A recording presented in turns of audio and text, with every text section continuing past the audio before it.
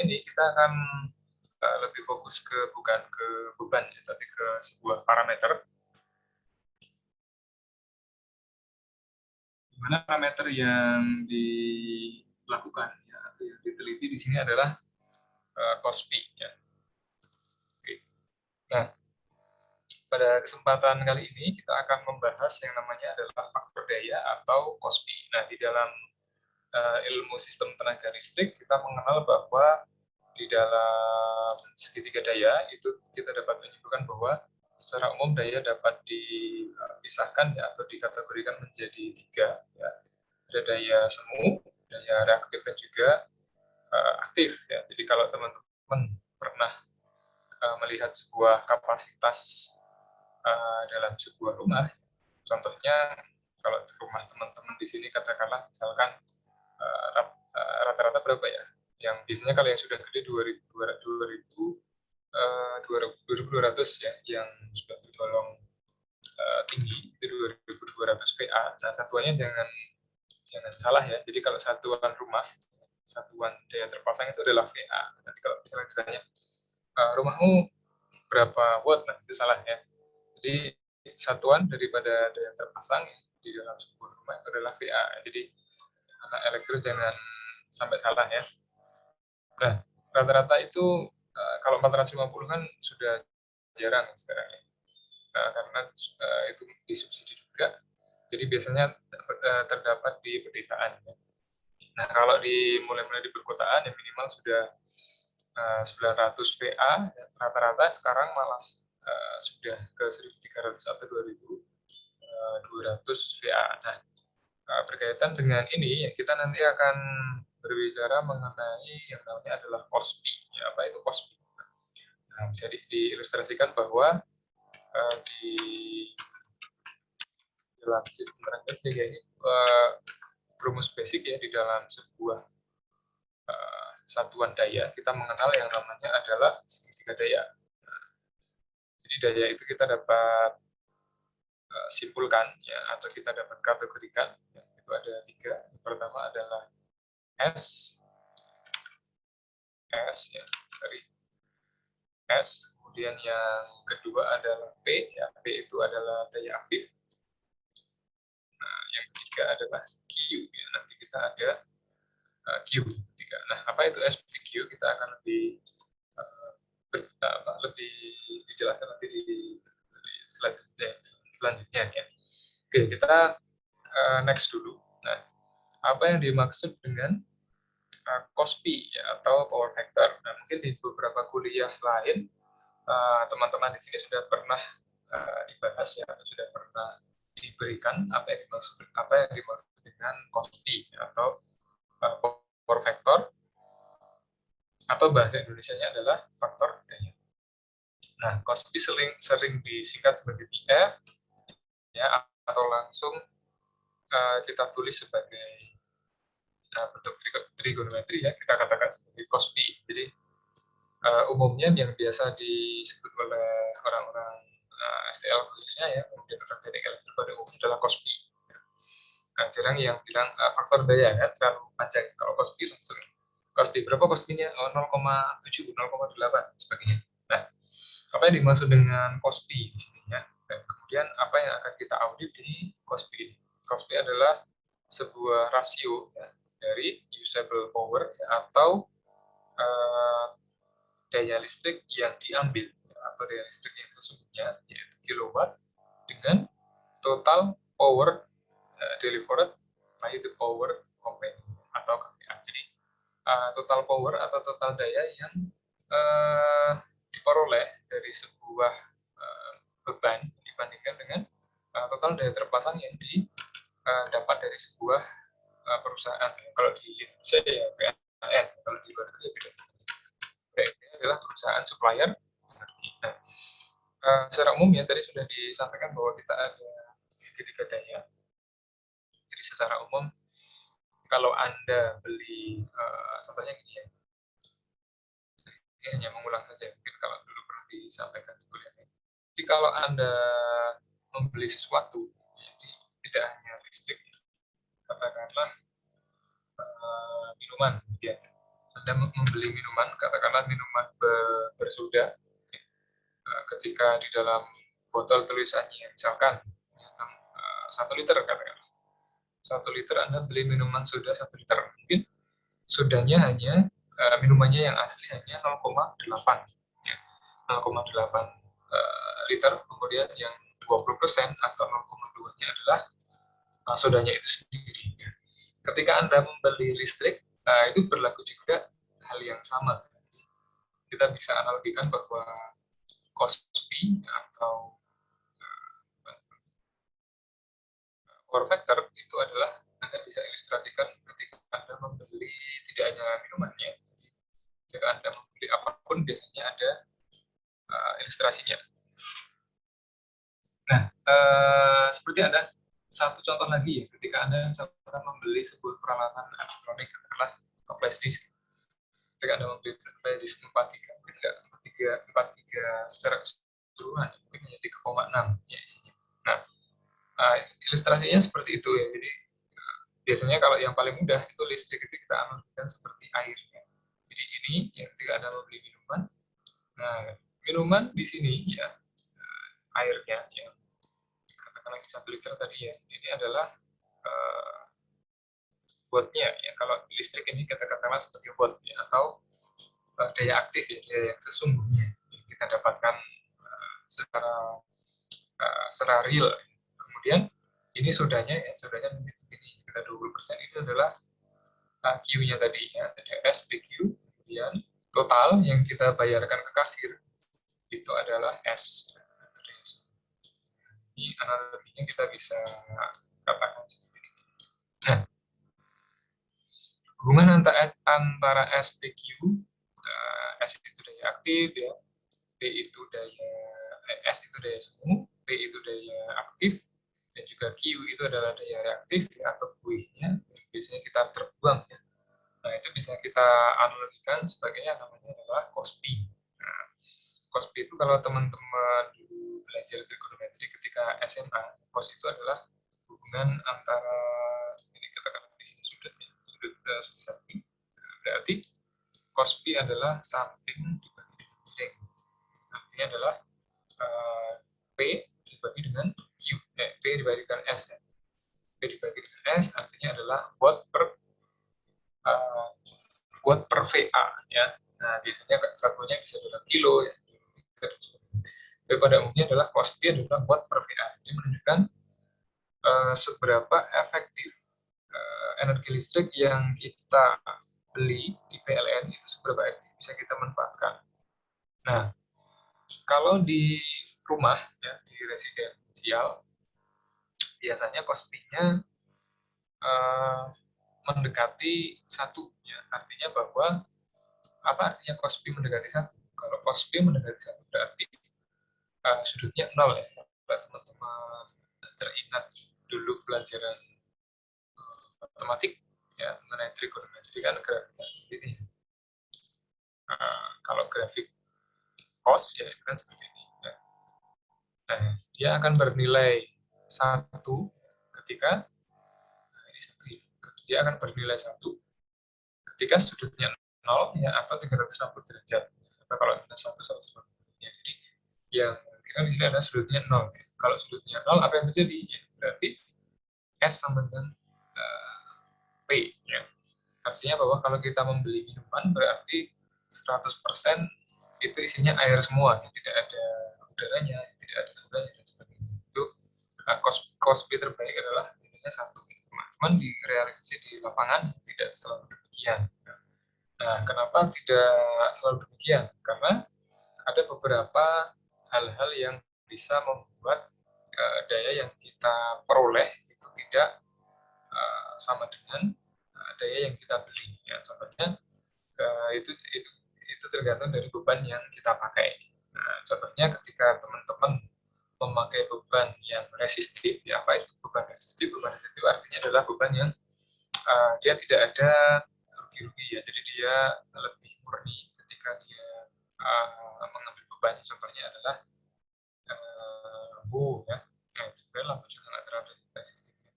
Yang terminimalisir biasanya itu adalah beban-beban yang tidak memiliki memiliki inti besi.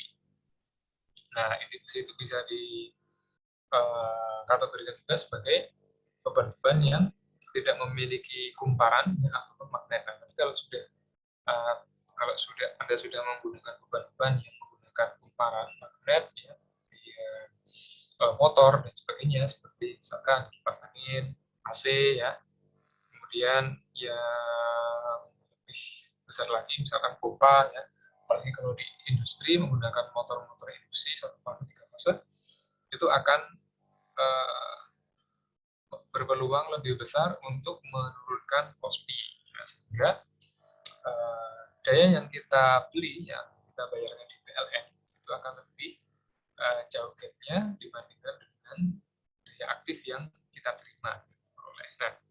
Nah, itu yang akan kita teliti. Jadi di dalam sebuah sistem audit bangunan atau gedung kita harus menilai atau mencari nilai Kospi-nya. Nah, apakah nilai Kospi-nya itu jelek ya, ataupun tinggi. Nah, biasanya kalau Kospi-Kospi yang jelek itu adalah yang berada di industri. Kalau di perumahan residensial saya kira masih oke. Nah, ada batas minimum ketika kita melakukan perhitungan Kospi.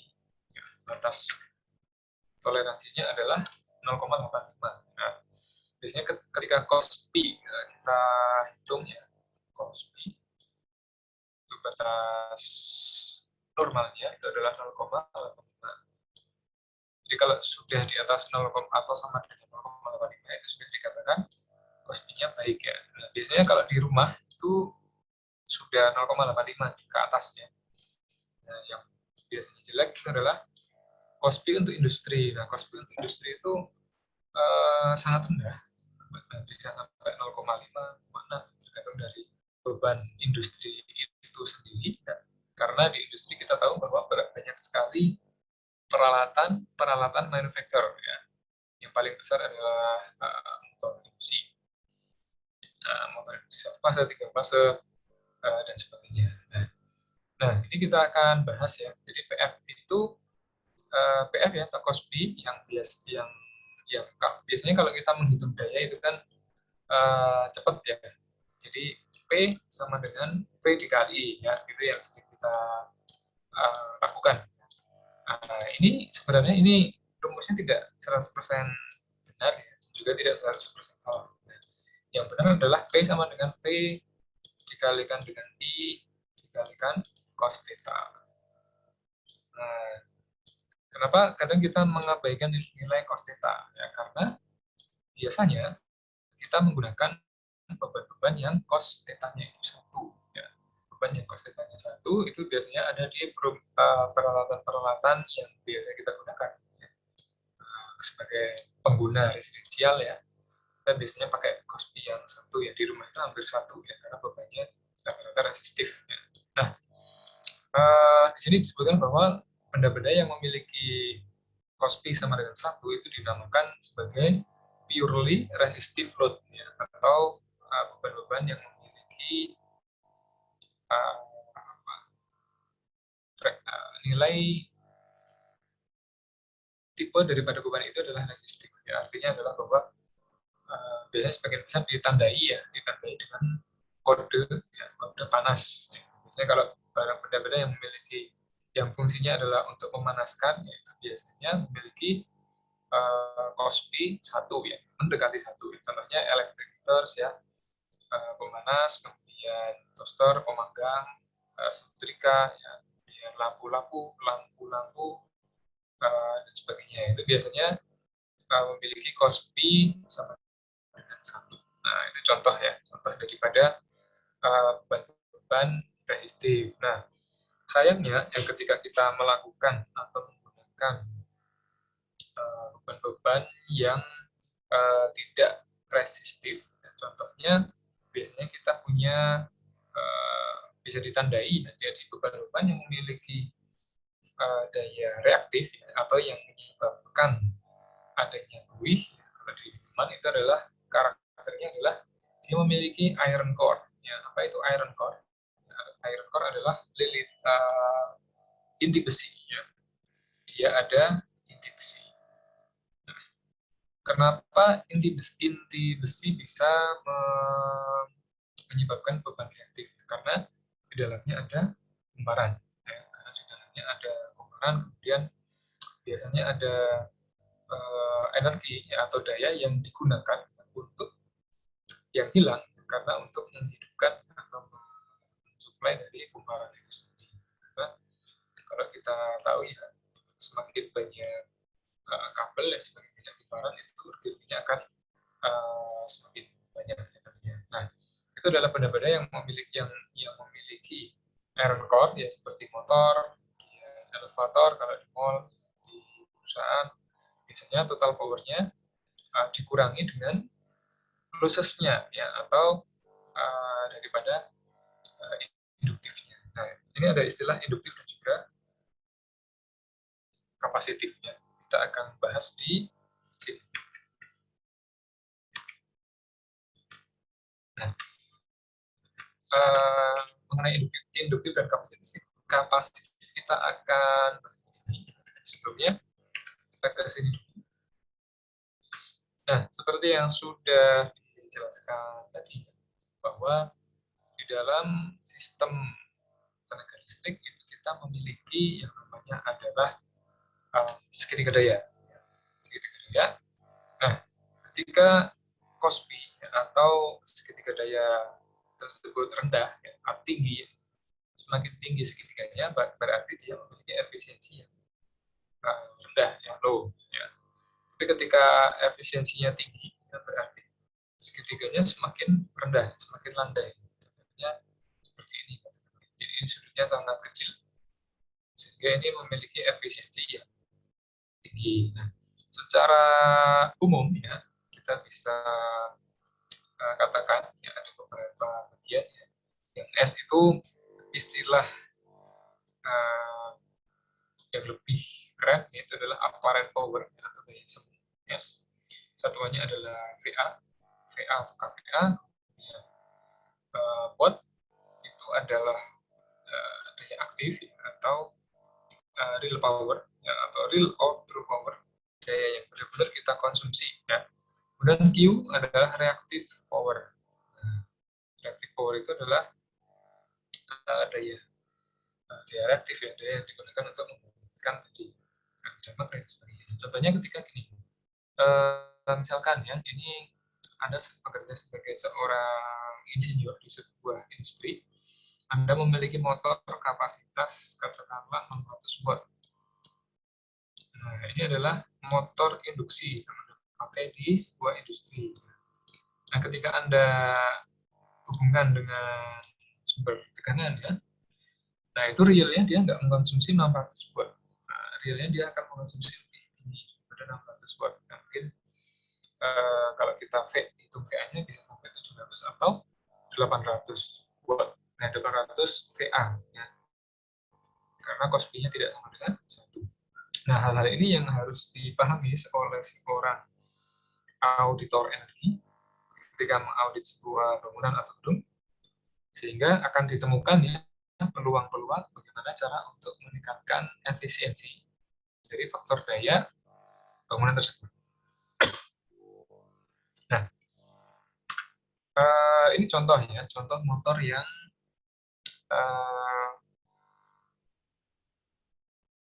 tidak menggunakan kapasitor, ada juga yang menggunakan kapasitor. Nah, secara teori ya kita bisa katakan di sini. Nah, ketika seorang auditor melakukan audit energi di dalam sebuah bangunan gedung, nah, ternyata dia menemukan cost-nya itu sangat rendah. Ya, katakanlah, misalkan ketika sudah dilakukan audit, ya, ini untuk khususnya untuk audit yang skala industri. Di perumahan itu sangat jarang. Penggunaan motor paling hanya pompa. Ya, pompa pun kecil.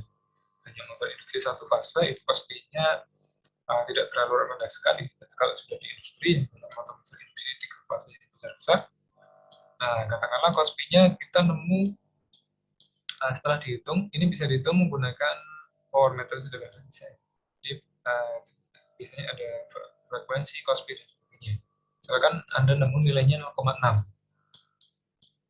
Wah, cost-P-nya rendah banget ya di dalam di industri, katakanlah industri manufaktur ya, misalkan penggilingan kayu.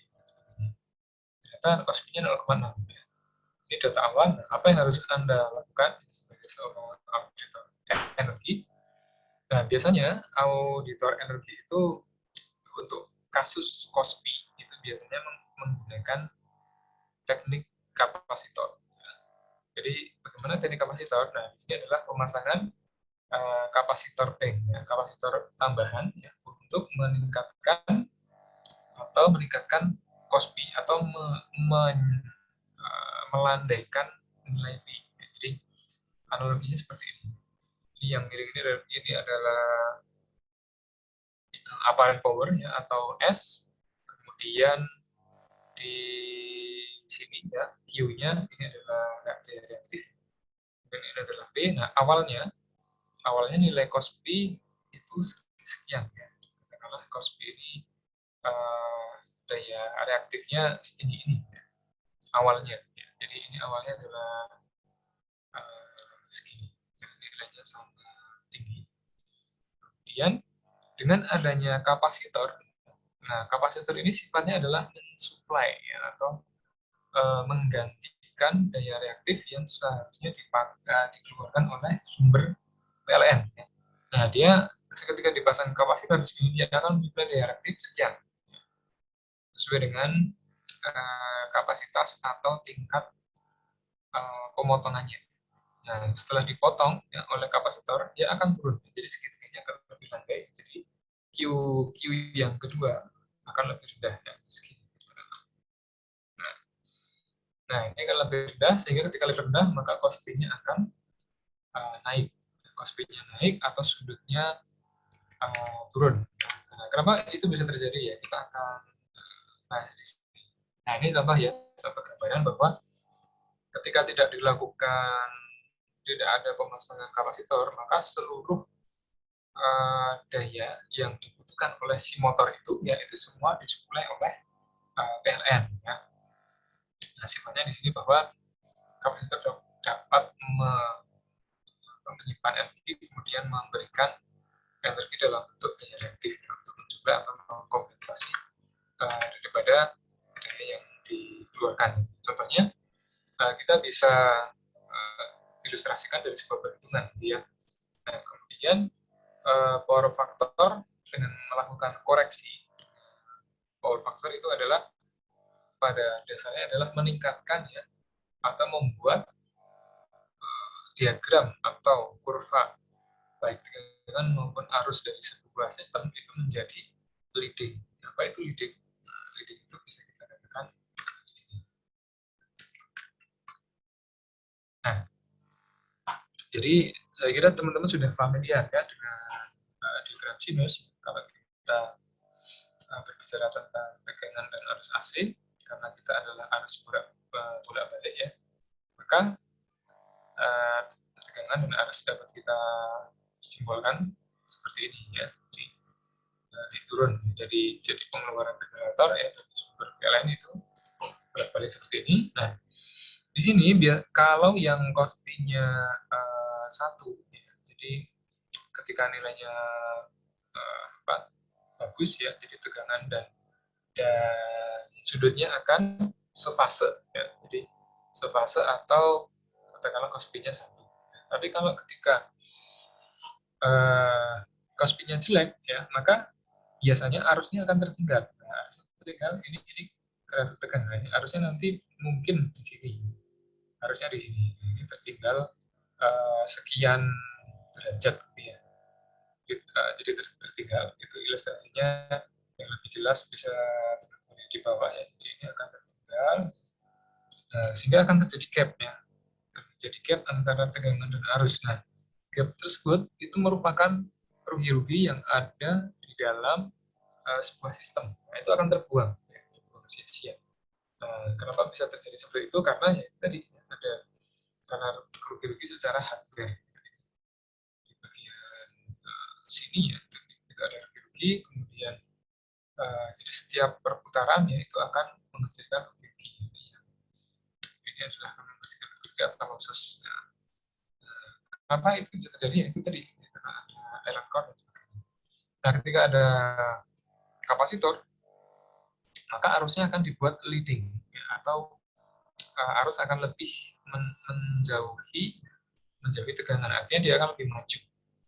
Nah, ketika maju maka gapnya akan lebih sedikit sehingga load size-nya akan kecil, sehingga ketika teman-teman beli listrik 900 VA, ya nanti dapatnya juga 900 watt, ya, tidak kurang dari itu.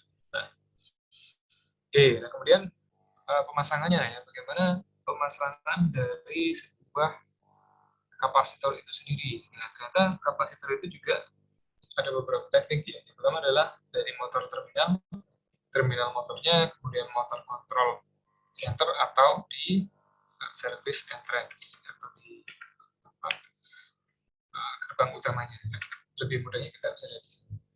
Ini contoh adalah sebuah instalasi motor induksi, ya, dari sebuah industri. Nah, biasanya motor itu kita ada wiring diagramnya sendiri, ya, untuk motor itu. Ada beberapa cara untuk memasang kapasitor. Yang pertama, Anda bisa pasang kapasitor di pusatnya, untuk SDP pusat daripada motor itu sendiri. Ya. Kemudian Anda juga bisa dipasang per blok, ya, katakanlah blok A, blok B, gitu ya, untuk mensuplai beberapa motor. Atau Anda juga bisa pasang kapasitor di masing-masing motornya. Nah, itu bebas, sesuai dengan desain teman-teman. Jadi semuanya bisa dipasang. Bebas. Nah, lebih komplainnya lagi, lebih jelas lagi, bisa di awal, bisa di akhir, ya, tergantung dari fungsinya. Nah, yang terpenting adalah ini, ya, perhitungannya.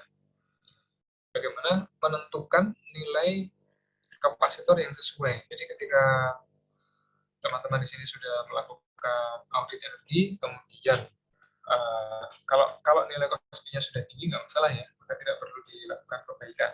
Nah, ketika cost-nya jelek, ketika melakukan audit, maka perlu diperbaiki. Memperbaikinya adalah dengan meningkatkan cost P. Nah, meningkatkan cost P itu sendiri, salah satunya adalah memasang kapasitor yang sesuai.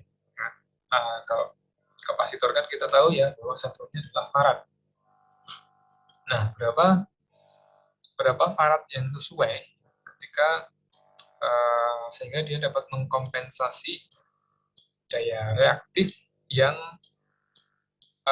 dibutuhkan, ya, sehingga cost P-nya akan naik sesuai dengan yang diinginkan. Jadi ada sebuah contoh, ada sebuah motor, ya, dalam industri, dia motor AC tentunya, motor AC induksi dengan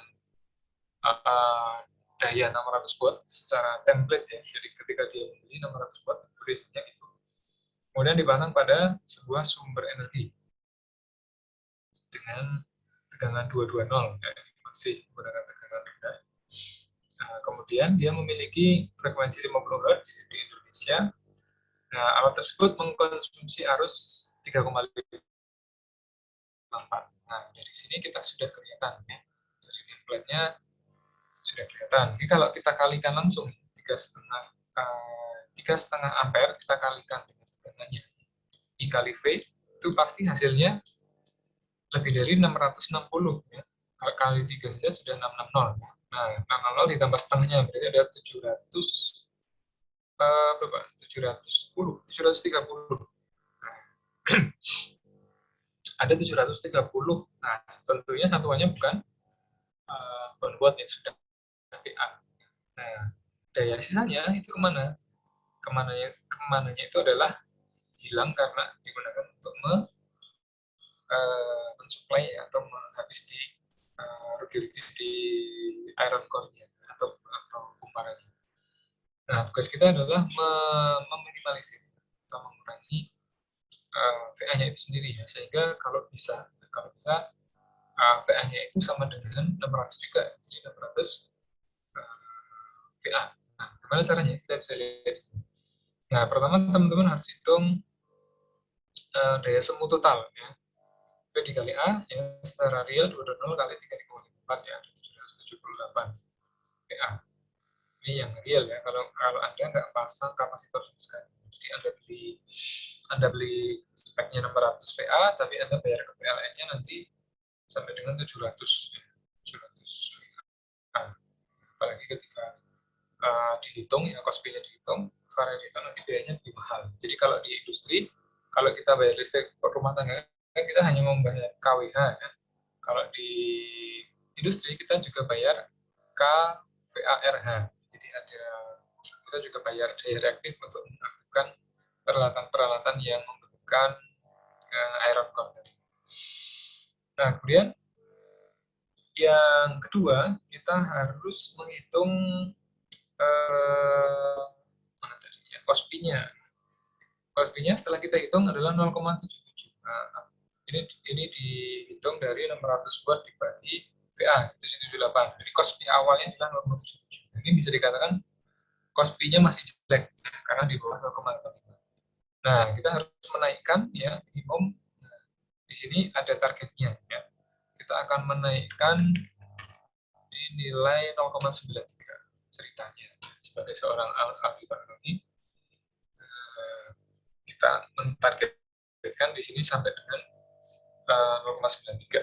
Nah, caranya bagaimana? Ya, kita yang pertama adalah menghitung cost P yang awal tadi, karena kita ingin mencari nilai Q aslinya, ya. Kalau teman-teman gambarkan lagi sedikit.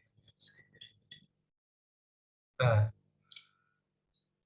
tujuan utama kan kita tadi ingin merendahkan Q, ya. Jadi ini Q awal di sini, Q awal di sini, kemudian kita akan rendahkan sampai sekian, ya. Nah, kita akan rendahkan. Nah, apa yang kita cari? Yang kita cari adalah ini. Q pengurangannya ini berapa? Ini akan nanti diganti dengan cara Anda memasang kapasitor. Ya. Nah, yang pertama tentunya Anda harus tahu Q awalnya. Q awalnya adalah dengan rumus I sin theta. Ya. Tentunya sin tetanya menggunakan yang theta awal, cos P 0,77 tadi. Anda cari sin-nya, itu adalah 0,38. Kemudian arus relatifnya ya, arus awal dikalikan sin ini. Arus tadi kan 3,5 ya. Tujuan yang lainnya 3,5 dikalikan 0,638. Itu adalah arus relatif ya. Arus relatif itu 2,6. Ini secara total ya. Jadi atas sampai bawah ini harusnya sudah 2,26. Kemudian jika kapasitor dipasang paralel maka cos P sama dengan 0,93 pada nilai tersebut. Nah, motor akan memiliki arus sekian ya. I sama dengan P per V cos theta. Itu arus yang sesungguhnya ya, ketika dia sudah dipasang, sehingga P-nya 600 watt dibagi 2,0 dikali cos P yang diinginkan, cos P akhir sehingga 2,93. Ya, itu adalah arus yang ada yang selanjutnya. Nah, setelah kita punya kedua nilai arus, ya, maka kita tinggal tentukan saja ya, selisihnya berapa. Dikurangkan 2,2 ampere dikurangi dengan 2,93. Itu adalah selisih daripada arus itu sendiri. Ya. Nah, ini 2,92 adalah nilai arus yang total ya, ketika cos P-nya jadi 0,93 ya. Nah, kemudian step selanjutnya kita menghitung juga ya untuk sisi Q-nya. Ini adalah arus yang reaktifnya, ya, arus aktifnya 2,93. Nah, kita akan hitung ya reaktif sama-sama Q-nya. Ya. Nah, caranya sama menggunakan sin. Ya, 2 sin theta, ya. I-nya adalah 2,92 yang sebelumnya, ya. 2,93, 2 dikali 0,36 sin daripada 0,93 tadi. Jadi teman-teman juga harus bahwa kalau dulu kita pakai tabel trigonometri ya, sekarang ini sudah pakai kalkulator. Dikali 0,36 menghasilkan 1,07. Selisihnya tinggal dihitung ya. Yang awal tadi 2,26 dikurangi 0,97.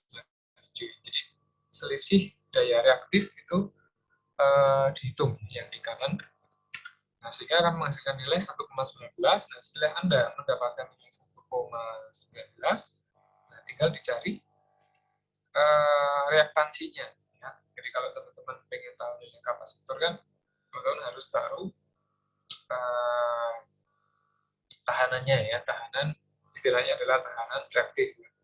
Nah, X-nya kapasitor itu sama dengan V per I atau 2,0 per, harusnya tadi selisihnya 1,19 yaitu 285 ohm. Itu adalah reaktansi kapasitor. Kalau sudah tahu 185, Anda tinggal cari C-nya. Ya.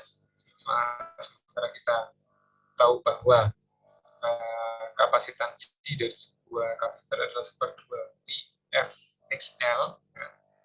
Ya, itu adalah rumus reaktansi dan induktansi yang saya sudah dapat di kuliah RL. Ya.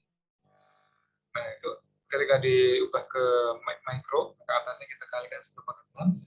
Satunya mikro dibagi 2 kali P 3,4 kali F per reaktansinya yaitu 0,185.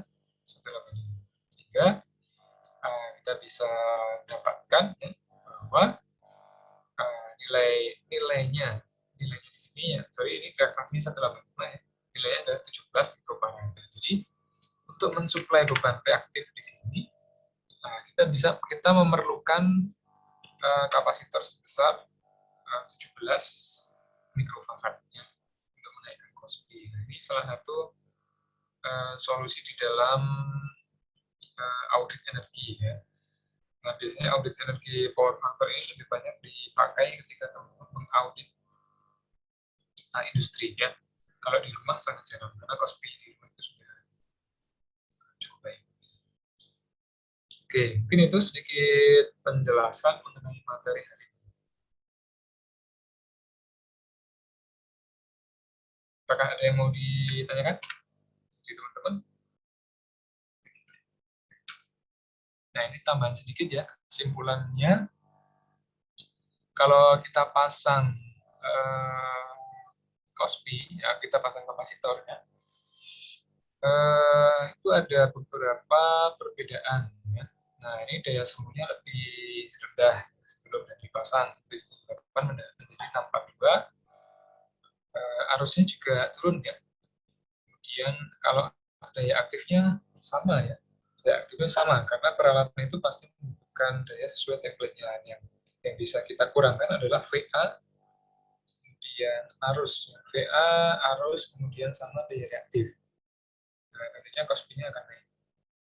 Oke, arus reaktif juga turun. Sehingga dengan memasang kapasitor, kita akan lebih murah ya ketika membayar ke PLN. Ada efisiensi penghematan. Ya. Silakan, ada yang mau ditanyakan? Apakah cukup jelas penjelasannya? Tes. Suaranya masih terdengar? Masih, Bapak. Masih, Bapak. Masih ya, nggak ada pertanyaan ya? Oke, kalau tidak ada, seperti biasa kita akan latihan. Nah, latihannya adalah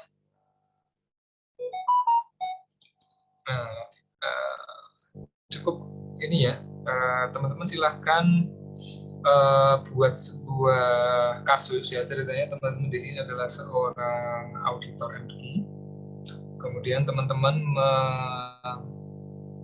mengaudit sebuah motor induksi ya, motor induksi 3 fase dari sebuah industri. Nah, kemudian ternyata setelah diaudit ya, Kospi-nya itu kurang dari ya, 0,85 seperti tadi. Silahkan coba Anda buat sebuah kasus seperti itu. Nah, silahkan nanti Kospi-nya bebas, mau berapa, 0,5, 0,6 boleh. Kemudian Anda juga tentukan ya kapasitas spesifikasi dari motornya berapa watt. Kemudian Anda tentukan ya, berapa kapasitor yang harus dipasang. Ya. Berapa kapasitor yang harus dipasang dari dengan menaikkan KOSPI. Jadi nilainya bebas, ya. Mau dinaikkan berapa persen bebas. Yang jelas adalah jangan sama persis dengan ini ya. Nah, ini hanya contoh, nanti teman-teman buat kasus yang lain lagi. Cukup satu kasus, kemudian seperti biasa buat latihan ditulis di tangan, ditulis di kertas menggunakan tulisan tangan, kemudian di-upload ya di Classroom sebagai latihan. Teman-teman lebih paham dalam perhitungan. Nah, ini juga kadang saya masukkan. Ya. Jadi kalau di UAS-nya audit energi lebih banyak hitung-hitungan nanti. Seperti menghitung desain pencahayaan kemarin ya. Kemudian ini juga hitung IR, COP,